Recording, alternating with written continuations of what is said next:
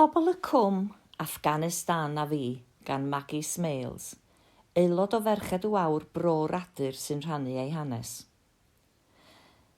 Pan glywais fod y Taliban wedi gwahardd menywod yn Affganistan rhag gweithio i gyrff anllywodraethol, meddyliais yn syth am fy hoff opera sebon. Cartref newydd, bywyd newydd. Neu nawau côr, nawau jwand yn Pashto, un o ieithoedd Affganistan, yw Pobol y Cwm Affganistan. Straeon a bobl oedd yn byw mewn pentref Bar Cili, mewn cwm yng nghefn gwlad Affganistan. Wrth gwrs, yn wahanol iawn i gwmderi, ac nid jyst am nad oedd y tafarn yn y pentref.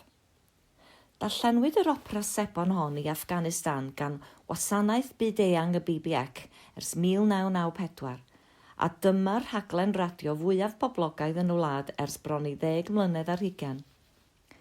Beth yw fy nghysylltiad? Yn y 1990au, ro'n i'n arfer gweithio i'r BBC yn Llundain. Yn 1994, ces i swydd newydd fel rheolwraig busnes mewn adran newydd, Adran Ewrasia, ddarlledodd i wledydd yr hen undeb Sofietaidd, Iran ac Affganistan.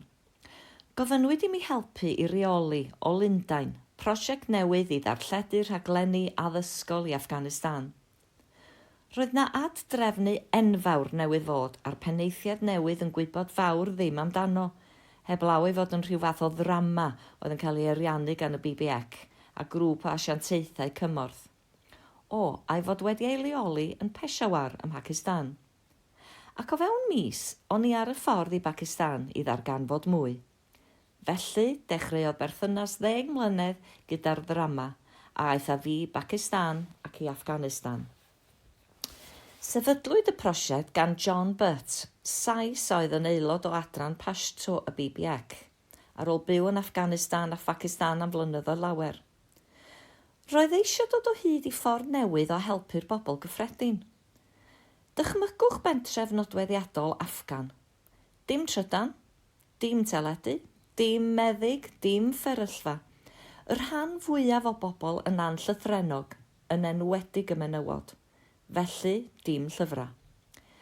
Felly, pa ffordd well na radio i helpu pobl i gael negeseuon syml am broblemau cyffredin? Beth i'w wneud os oes gan eich plentyn ddolu'r rhydd? Sut i osgoi malaria? Neu sut i sefydlu menter fach yn y pentref? Bu rhyfel cartref yn Affganistan ar ddechrau'r 1990au, a bu miliynau o bobl yn ffoi, llawer ohonynt dros y ffin i Pakistan, gan gynnwys rhai o'r actorion a'r sgriptwyr gorau. Dyna pam fod y prosiect wedi ei leoli yn Peshawar. Roedd yn ddiogel, ac roedd yn lle da i recriwtio. Cafodd Butt ysbrydoliaeth yn yr Archers, a felly gwahoddodd Liz Rigby y golygydd i deithio i Peshawar i weithio gydag ef ac i hyfforddi'r tîm o ffaduriaid Affgan. Ymwelais â'r prosiect ym Mhakistan sawl gwaith dros y blynyddoedd.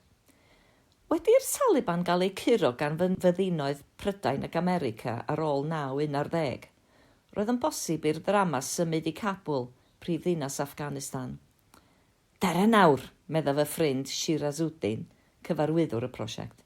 Mae'n ddiogel nawr, a phwy a wyr am ba hyd y bydd yn ddiogel.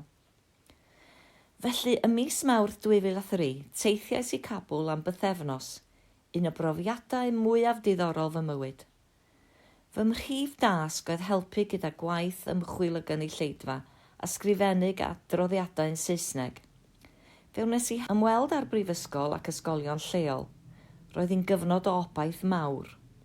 Roedd pawb mor hapus i gael merched yn ôl yn y dosbarth.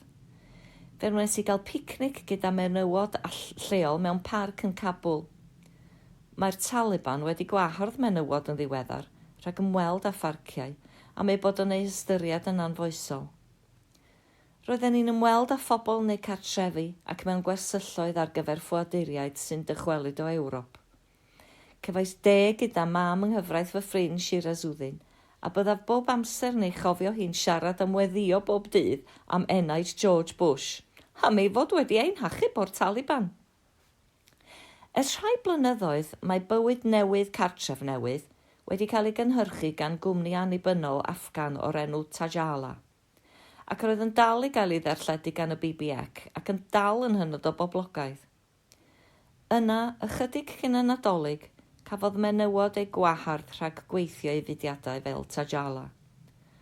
Allai ddim dychmygu pentref heb unrhyw ferched. Dynion y cwm? Pwy a wyr beth fydd yn digwydd nawr? Fallai bydd rhaglen sydd wedi ei chanmol gan y Cenhedloedd Unedig fel darlun perffaith o sut y gall y cyfryngau ddefnyddio drama ac adloniant i ddatblygu heddwch at ddatblygiad yn cael ei gorfodi i gau.